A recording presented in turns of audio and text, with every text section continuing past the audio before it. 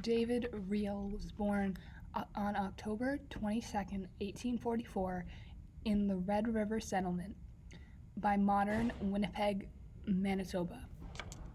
He was the oldest of 11 children, and after the death of his father in 1864, young Riel moved to Eastern Canada, where he worked as a law clerk.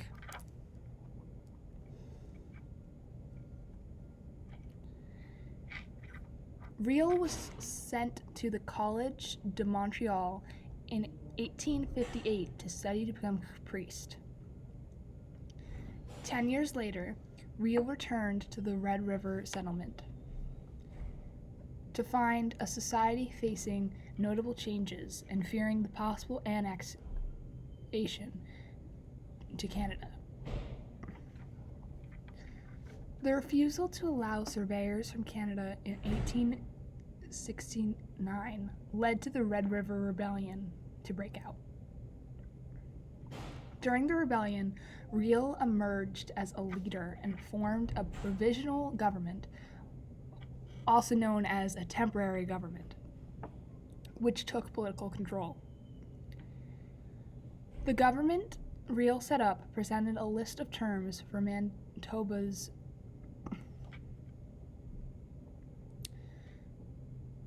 annexation. Land provisions for the Métis, and linguistic and confessional equality between English Protestants and French Catholics. For example, these terms were eventually consented and put forward the Manitoba Acts as an act of Parliament. In 1870, Manitoba joined the Confederation as a bilingual province in relation to education, law, and the legislature.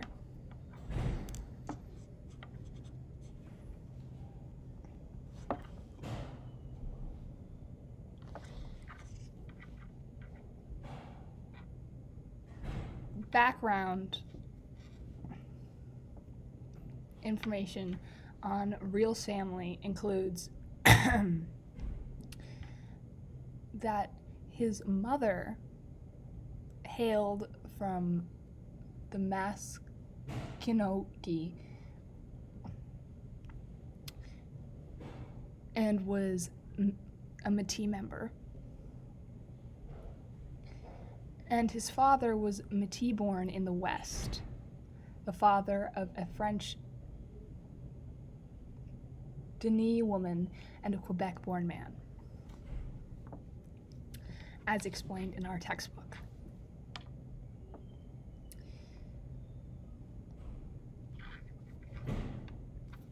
Riel would eventually be arrested in 1885, tried and hanged, being convicted of treason,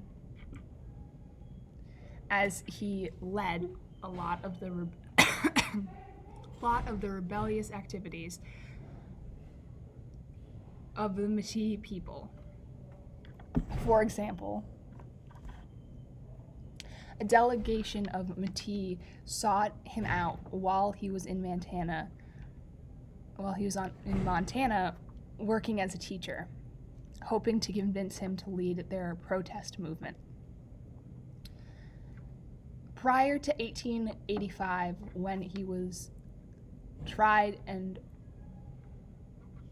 convicted of treason, he had already been convicted for leading the Métis revolt against the surveyors, who were dividing up the land the Canadian government had bought a year earlier from the Hudson Bay Company in 1870, according to our textbook.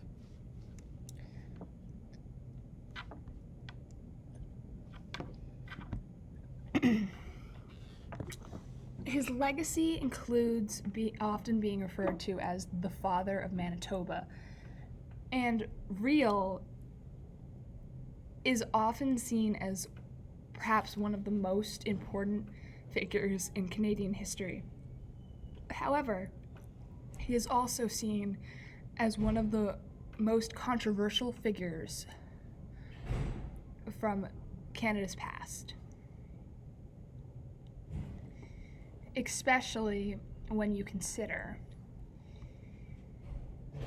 that some Canadians see him as a visionary, a folk hero, and a leader, whereas others, depending on who you talk to,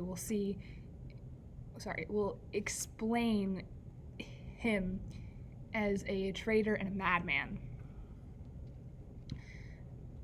Piggybacking on the concept of him being a madman, during his trial, people tried to argue that his mental health had been depleting because there was evidence to prove that, and that he shouldn't be sentenced to death because of it, because he was just what he was saying, what he was doing were just the ravings of a madman, and he wasn't in the right place. So basically, they were demanding that he was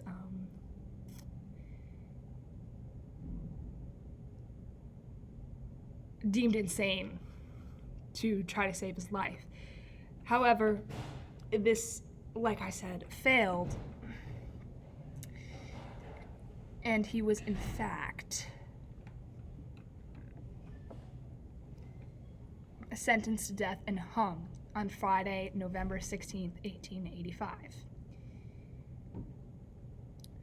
The jury that convicted him were made up of all English-speaking Canadians, and after the verdict was given out, there was a lot of protesting by the French-speaking population.